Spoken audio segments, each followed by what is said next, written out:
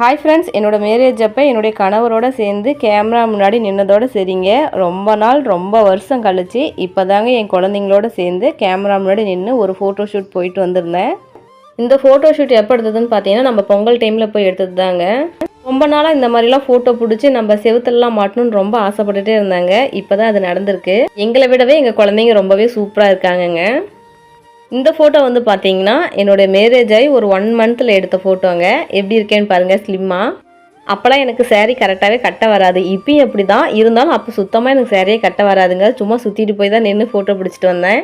ஃபோட்டோலாம் எப்படி இருக்குன்னு சொல்லிட்டு கமெண்ட் பாக்ஸில் கமெண்ட் பண்ணுங்கள். இன்றைக்கி ஹேர் ஆயிலாம் வந்து பார்த்தீங்கன்னா நான் பேக் பண்ணலங்க. இன்றைக்கி சந்தை என்னை கூட்டிகிட்டு போகலன்னு சொல்லிட்டாங்க. அதனால் நான் வந்து பேக் பண்ண மாட்டேன்னு சொல்லிட்டேன். அதனால் அவரே வந்து பேக் பண்ணி கொரியெல்லாம் எடுத்துகிட்டு போயிட்டாரு. என்ன தான் கூட்டிகிட்டு போகலப்பா, நீயே போய் சந்தையில் காய் வாங்கிட்டு வான்னு சொன்னதுக்கு அவங்க சந்தைக்கே போகலங்க, காய்கறி கடையில் போய் வாங்கிட்டு வந்துட்டாரு. என்ன தான் அவங்க காய் வாங்கிட்டு வந்தாலும் நாம் வாங்குற மாதிரி வராது இல்லைங்களா.